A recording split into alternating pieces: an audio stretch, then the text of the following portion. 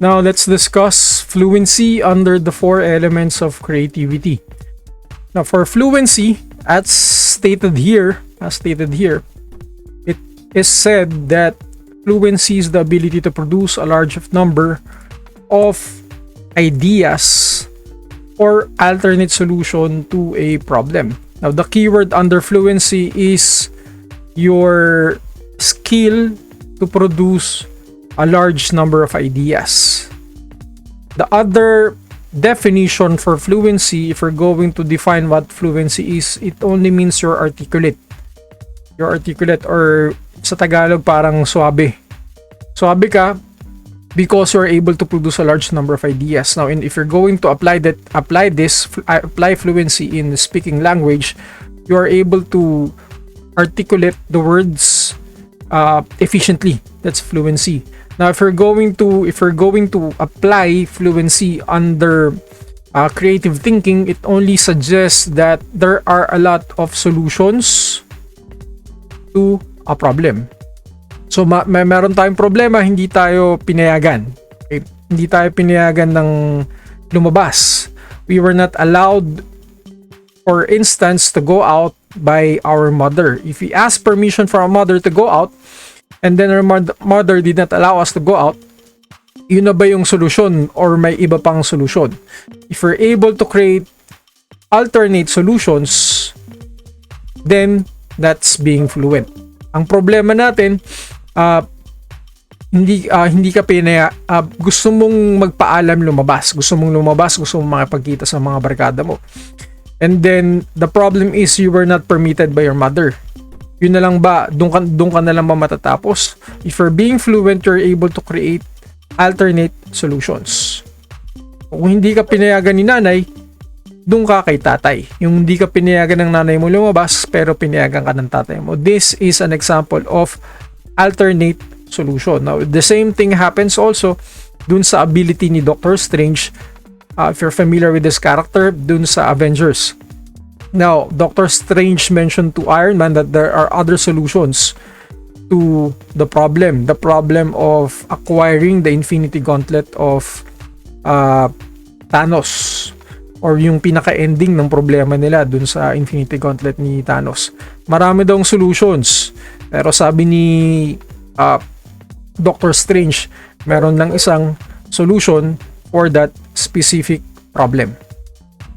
Again, the keyword for fluency, meron kang problema, you have the problem, meron kang end, and then you're able to create a lot of options or solutions dun sa problem mo. Your end, what's our end? The end is to go out. The problem is you're not permitted by your mother, and then you're able to create a lot of options and solutions to that problem. That's being fluent. Another case that I can provide here is your long distance relationship, or during the 1800s, hindi pa nauuso yung long distance. Okay? That's a problem. May problem tayo. Anong end natin is to maintain your communication during LDR, long distance relationship. If your partner is living abroad and your problem is communication, what are the solutions for that problem? Pwedeng love letter, pwedeng letter, pwedeng communication like the telephone. Now, the reason why scientists were able to create the telephone is because of their solution to that problem. So that's being fluent. Again, ang keyword po natin under fluency is your ability to create a lot of options and solution to a specific problem. So ibig sabihin, meron kang contingency B, contingency C, or contingent plans. Hindi lang yung plan A. If your plan A won't work, at least meron kang plan B, meron kang plan C, and plan D. That's being fluent. That's an indicator that you're being creative. Now, under fluency, as stated in your handouts, there are 5 I's. Now, the reason why it's called 5 I's dahil nga meron tayong 5 I. Identify, inspire, interpolate, imagine, and then inspect. Under identify, you have to, what are you going to know? Identify means you have to determine something. What do you need to identify? You need to identify the task and then the objective. Ito yung end natin, your purpose. So, the moment that you're able to identify your end, your goal, the moment that you're able to determine what's your end, you can create your own task and then you can create your strategies. Pag nalaman mo na yung end mo, yung end ko is lumabas sa bahay. Marami akong options. Am I being fluent? Ang option ko is pwede magpaalam kay nanay, pwede magpaalam kay tatay. Pag hindi ako pinayagan, anong option C ko? Now, if I'm able to create my end, I can easily identify, if I was able to identify my end, I can determine what I want to create. What do I want to create? The solutions, the alternate solutions for that end. That's the first I under fluency. Okay, ang keyword is to identify the end para makagawa ka ng solution dun sa fluency, dun sa one important element under fluency. Next is inspire. Now, ang keyword for inspire is for your mind to be stimulated. You are able to perceive a lot of things outside your environment because of your five senses, because of your sense perceptions. Now, in order for you, tingnan ulit natin yung end. Kasi ito yung pinaka-importanting component for creativity. What is your end? What is your goal? If your goal is makalabas ng bahay, how do you achieve that goal? How do you achieve that goal? By creating a lot of solution. Now, that is important indicator under fluency. How inspired are you to reach that end? Now, ano bang ibig sabihin ng inspired? It's somewhat closely related to the word motivation. So, you're only motivated if your mind is stimulated. Ibig sabihin ng stimulated, your mind is moved, is driven to achieve that end. Ibig sabihin, your mind should be motivated to reach that end para masabi kang inspired. So, ibig sabihin nito, if for instance, my end is pag basketball player ako for example, if my end is to achieve the championship trophy ng paliga for example, kailangan kong ma-inspire to reach that end. Now, how do I get inspiration is to set my mind into something. So, ang magpapamove sa akin para ma-reach yung end ko, kailangan meron akong steps na gagawin. Dapat yung mind ko should be stimulated. Ma-stimulate lang yan if I'm driven to do something to reach my end. Another example for that, paano ba mentally stimulate yung utak ko? Kailangan kung Now, the question is, how do you know that you're mentally stimulated?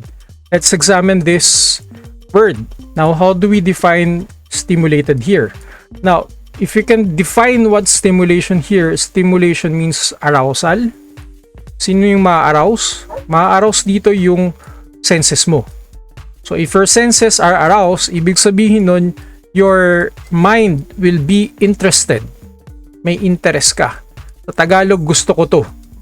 Yun yung arousal.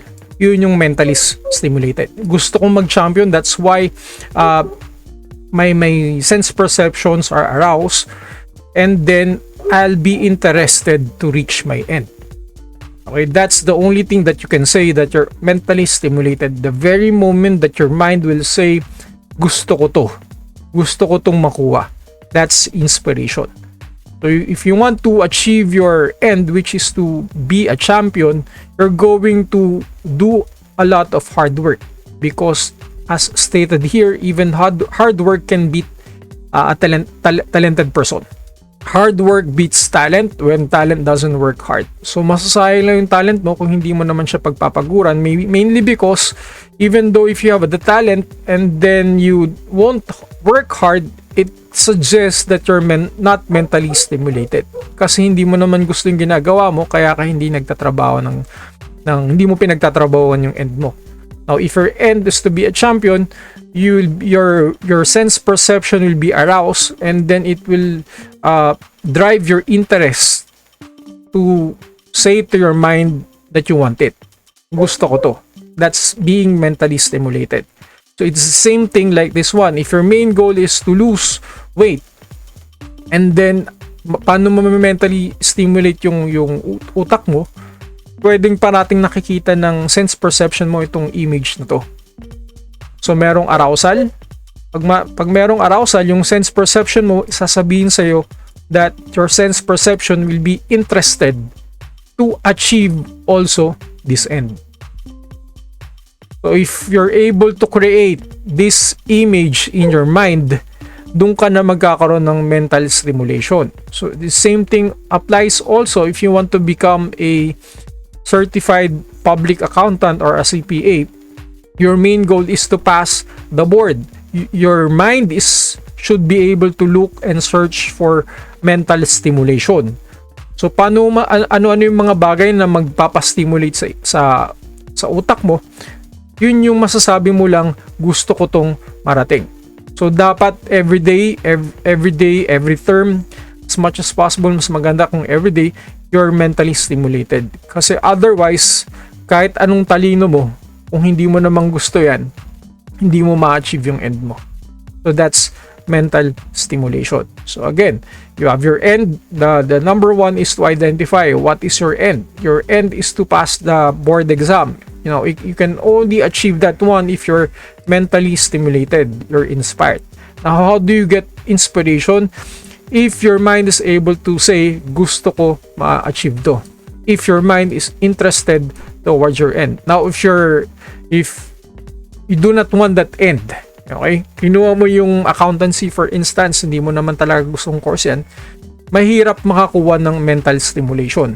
Kung napuwersa ka lang ng magulang mo, mahirap makakuha ng mental stimulation kasi hindi mo naman yan talaga gusto. So again, kung hindi mo gusto yan, hindi ka magkakaroon ng inspiration. Kaya nga ang tawag natin minsan sa mga crushes natin is their inspiration. Kasi mentally stimulated yung utak natin to achieve something. Kasi yung utak natin, ang interest yung crushes natin. Okay, that's why it's important for our mind to obtain inspiration, for our minds to be creative and achieve the end. Kasi nga, nakalagay dito, ulitin ko, even hard work, even talented person, even our talents, kayang talunin ng hard work. Kung interested ka, kung mentally stimulated ka. That's inspiration. The next element under creativity is interpolation, or your ability of the mind to interpolate something. The keyword under interpolate is your ability to connect the dots. So paano mo masasabing connected yung present experience mo with your previous experience, yung present mo connected pala sa past? Paano mo masasabi yun if you're able to see structured pattern with known information? For example, gusto mo talagang pumasa sa board exam, gusto mong pumasa sa quiz, and then you try to look on research, apply natin yung research. Tingnan mo yung magulang mo, paano sila pumasa, nakita mo may pattern. So you can try to apply the pattern, made effective na yun.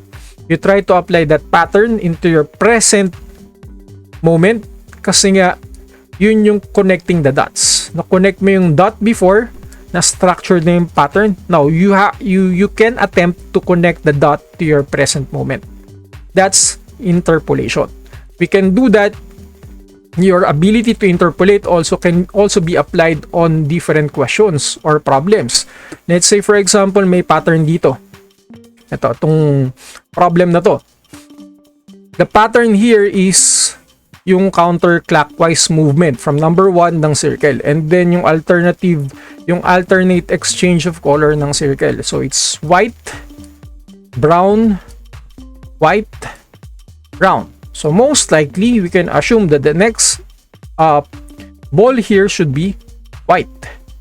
So if we're going to check the options here, A, B, and C, sino dito yung naiiba? Kasi ito yung tingnan natin yung structured pattern here in the problem. May structured problem dito, it's something consistent and reliable. Kasi merong pattern, white, brown na circle, kulay ng circle.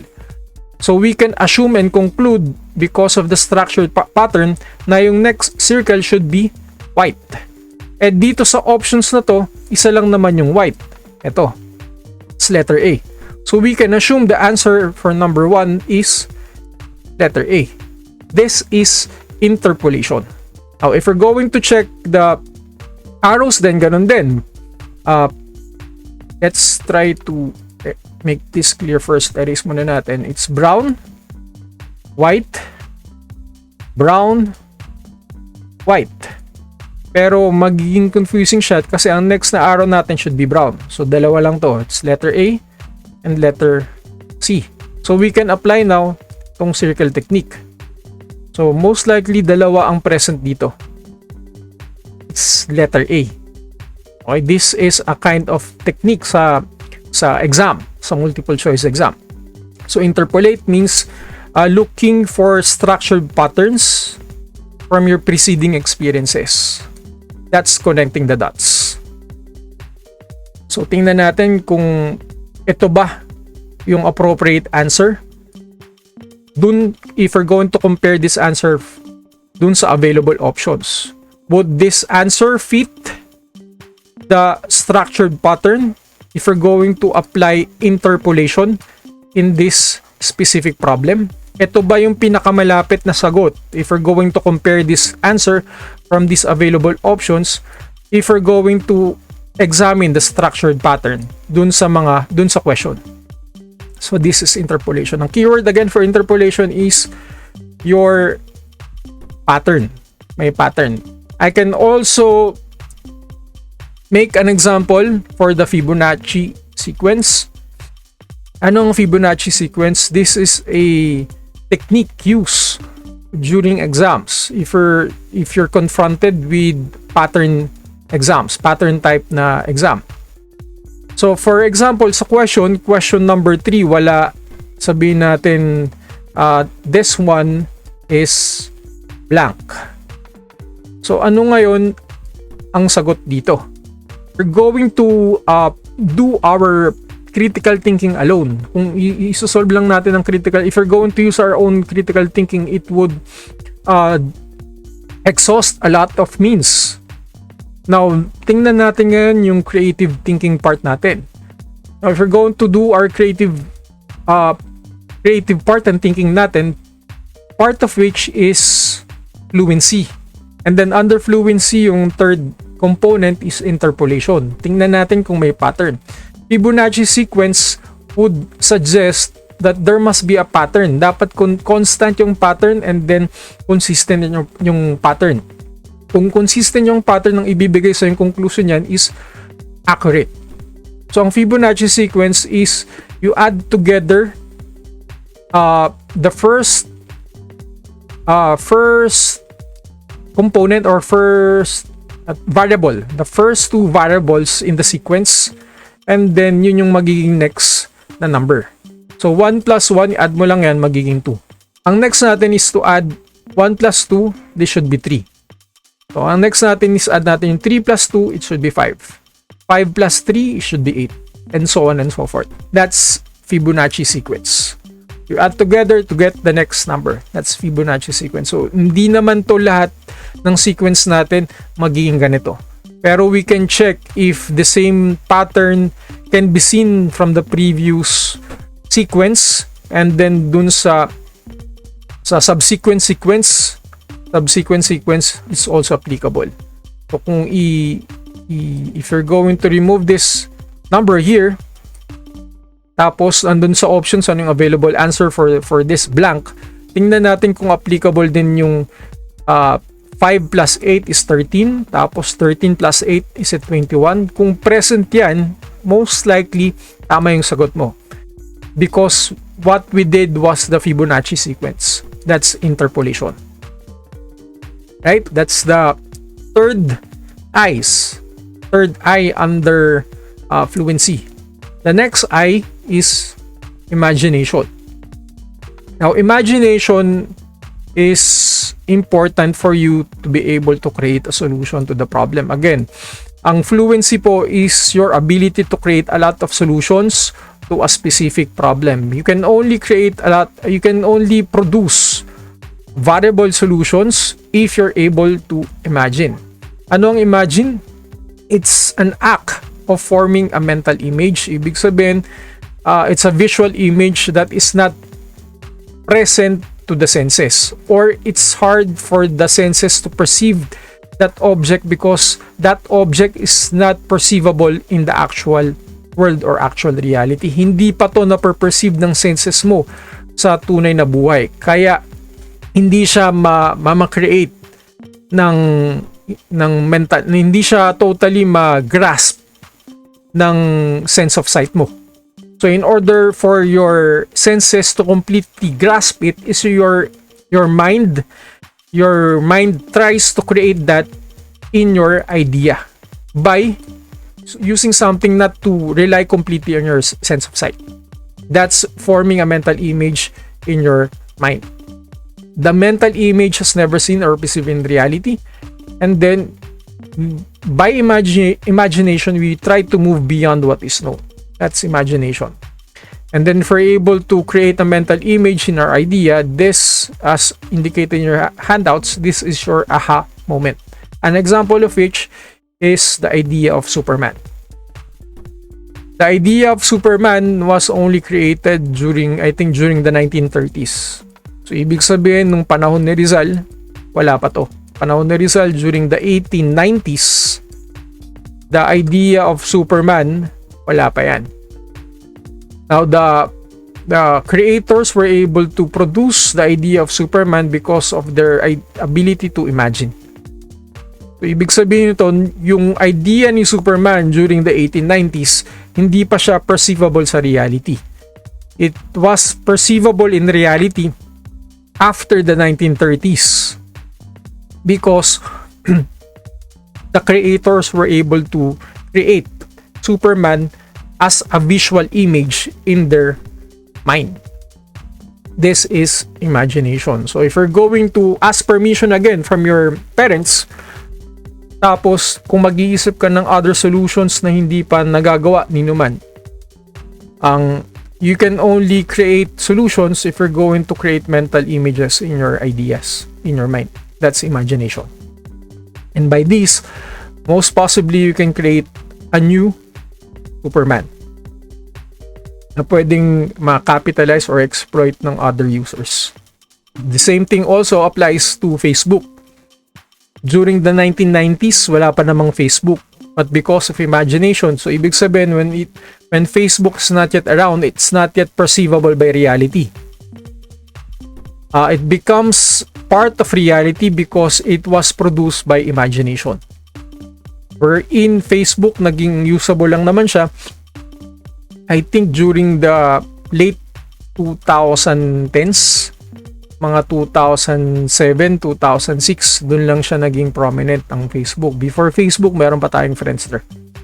So you can only create a new idea na wala pang reality if you're going to apply imagination. Next is the last part of the 5 I's is inspection or your quality assurance. For inspection is you have to scrutinize something carefully. It's to examine the details of something if it conforms to the accepted standards or criteria. Sa madaling salita, ito yung quality assurance or your QA. Pag magpapaalam ba ako, for example, sa magulang ko, anong details ang mangyayari? Pag hindi ako magpaalam, pag tumakas ako, anong mangyayaring details after that? Does it conform to the accepted standard or criteria? If it won't conform to the accepted standard or criteria, ano mangyayari? In other words, you can only inspect something if you can produce the details. If you cannot produce the details, anong titingnan mo carefully? Anong i-examine mo carefully? Ang makikita mo lang carefully is the whole. So, ibig sabihin, if you're going to examine a specific decision, a specific decision for your problem, ang decision mo, magpapaalam ka ba o hindi. Titingnan mo ngayon yung kabuuan. Hindi lang kabuuan ang titingnan mo. Titingnan mo ngayon pati yung mga possible parts. Ano mangyayari pag itong ginawa ko?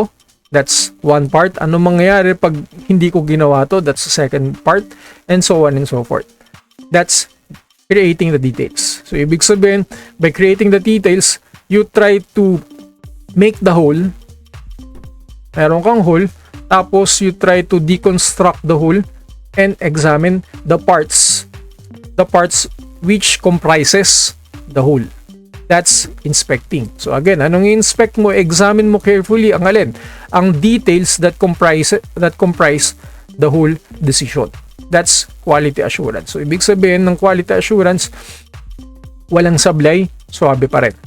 That's the last eye under the 5 eyes of fluency. The next element under creative thinking is elaboration. So, ang keyword for elaboration is your ability to enhance ideas by providing more details. Elaborate means to explain further or to provide more supporting details that would enhance your first premise. Elaborate. For example, again, let's go back to the case, yung pagpapaalam sa magulang or pagpapaalam sa girlfriend or boyfriend.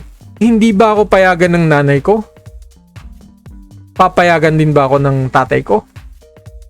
So that's the second option, that's fluency. Yung kung hindi ako papayagan ng tatay ko, how do I provide the details to my father so that my father would allow me to go out? So, anong ipoprovide kong details? Halimbawa, if I'm going to test my statements, sabihin ko sa nanay ko, Nay, punta lang po ako sa barkada ko kasi birthday ng barkada ko. Hindi yun pumayag hindi ako pinayag. My mother did not allow me to go out of our house because the only excuse that I gave to her was the birthday of my friend. So I said the same excuse to my father and then got the same answer. So ibig sabihin, what if for instance, if I'm going to say the same excuse and reason to my father and then my father won't allow me to go out again, ibig sabihin, hindi naging successful yung pagiging creative ko. I should provide further details. Why do I have to attend my friend's birthday party? So, kailangan ko mag-elaborate. Ba't ko kailangang umalis? Ba't ko kailangang pumunta dun sa end ko? Ba't ko kailangang puntahan yung birthday party ng kaibigan ko? So, other than that, if you're creative enough, punta ako sa birthday party ng kaibigan ko. Anong detail? Kasi pag hindi nyo ako pinayagang pumunta sa birthday party ng kaibigan ko, baka pwede kong sabihin sa inyo yung nangyari dun sa online sabong na sinalihan nyo. So this is something, a supporting detail para ma-reach mo yung end mo. Or other details kung na pwedeng mag-support dun sa reason mo, yung premise mo na gusto mong umattend ng birthday party ng kaibigan mo. Most probably dahil gusto mong bayaran yung utang niya or dahil siya yung best friend mo. Maraming details ang pwede. Pero ang tanong, anong pinaka-convincing detail para payagan ka lumabas? Okay? Again, ang keyword for elaboration is you're able to provide details, convincing details, so that your end can be achieved. That's elaboration. Next is flexibility. The third element found in creative thinking is flexibility. Flexibility is also found in your creative thinking.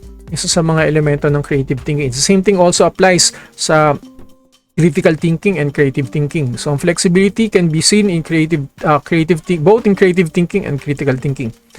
Flexibility sa creative thinking, sa critical thinking, unahin muna natin critical thinking. When I defined flexibility in critical thinking, as mentioned a while ago, is adaptability. Your ability to embrace something new and be able to adapt new things as things change. Ganon din dito sa flexibility, your ability to see things in different ways. Flexibility is also adaptability. So, for instance, balikan natin yung case, magpapaalam ka sa magulang mo. In order for your flexibility to work, okay, in order for your flexibility to work, it has to be connected again with elaboration. Connected naman lahat yan eh. Now, in this case, I want to connect flexibility with elaboration. So, ibig sabihin nito yung details. Yung details para supportan yung main premise ko, which is to ask permission from my parents because it's the event, birthday party event ng kaibigan ko.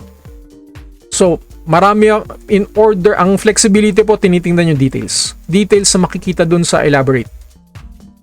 So, details para payagan ka lumabas, tingnan mo ngayon anong details ang available to support your main premise under elaboration. Ang elaboration ko is to provide details in order for my premise to be permitted.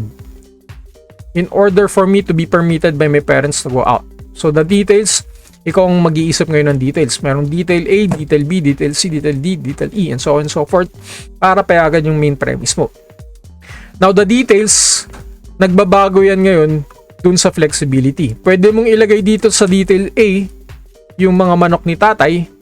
Pwedeng detail B, yung mga chicks ni tatay. Pwedeng detail C, yung best friend mo.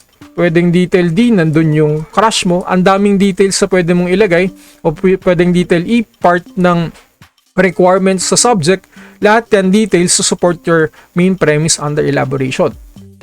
Now, for the details, for the flexibility to work, itatapat mo ngayon siya dun sa details under elaboration. So, yung manok ngayon ni tatay, nakikita mo na ngayon as a different part of the detail. Kasi kung hindi ka creative enough, hindi mo makikita yung manok ni tatay as part of the detail ng elaboration.